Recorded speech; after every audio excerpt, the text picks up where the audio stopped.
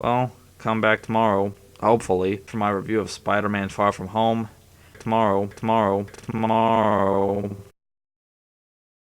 Yeah, I know I'm late, but I was unable to get this out the last few days. But now it's out, so yay. So I saw Spider-Man Homecoming, and it's pretty fun.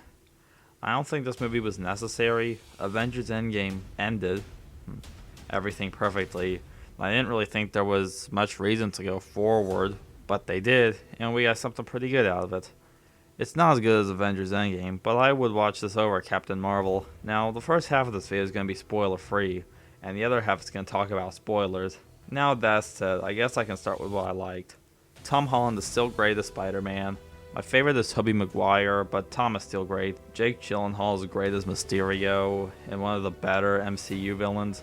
I'll talk more about him in spoilers, but I can't help but wonder what we would have got if Bruce Campbell had played him in the cancelled Spider-Man 4, and Jake Gyllenhaal nearly replaced Tobey Maguire in Spider-Man 2. The action's pretty good, I can say that. The movie is funny, and a lot of scenes, like that one scene in the trailer with Flash and Peter. He's like Iron Man and Thor rolled into one. He's no Spider-Man. What is it with you and Spider-Man? What, he looks out for the neighborhood, has a dope suit, and I really respect him. Sup, dickwad? Okay, let's talk about negatives. Can't really get into much without spoilers, but I don't really have a lot of issues anyway. Nick Fury and Maria Hill felt weird to me. Like, they seem rather useless for most of the movie, but we'll talk about that in spoilers. There isn't a whole lot to the characters other than Peter and Quentin, and the others are mostly for comedy. Also, one issue I have is the character of Flash Thompson, which is also an issue I have in Homecoming. The character of Flash is supposed to be the jock douche type of character, but Tony Revolori doesn't fit that. Well, not the jock part. He feels more like he should be a lobby boy at a hotel. Okay, I'm about to talk about spoilers now. If you haven't seen it yet but want to see my grade, skip to the time written on the screen. You have been warned. Okay, here we go. So I said that Nick Fury and Maria Hill felt weird and out of character to me. Well, this is explained in the post-credits scenes, where we learned that they were actually not Nick Fury and Maria Hill. They were actually Talos and Soren from Captain Marvel. And we learned that Nick Fury is actually with the Skrulls in space. What a twist! So maybe more of Phase 4 will take place in outer space. Maybe there'll be more stuff with Captain Marvel or the Guardians of the Galaxy. Now, I don't know a whole lot about Mysterio from the comics, other than he's a villain who can create illusions, so I figured he might be a twist villain, and I was right.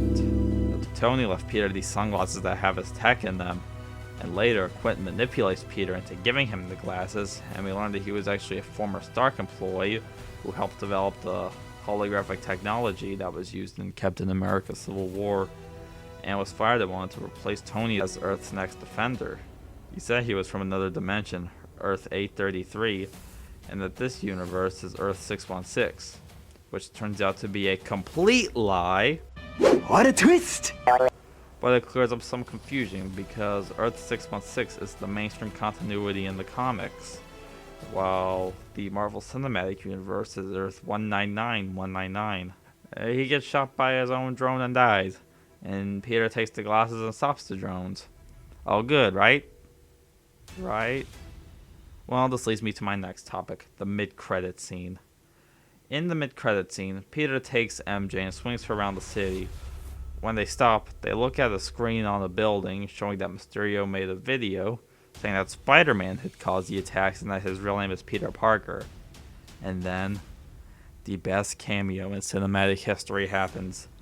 J.K. Simmons reprises his role as J. Jonah Jameson. I could not describe how happy I was in the theater seeing that.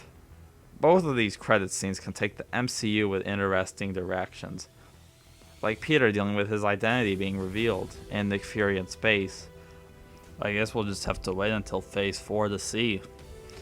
The movie also addresses what happens after Hulk's snap in Endgame, where everyone disappeared just reappeared where they were at the time they disappeared. Okay, I'm done with spoilers now. So, Spider-Man Far From Home is a fun time and an entertaining superhero movie, and I'm going to give it 4 out of 5. Well, those were my thoughts on Spider-Man Far From Home. Hope you enjoyed, and check out my gaming channel and social medias if you want. All those are in the description. Spider-Man ranking coming soon.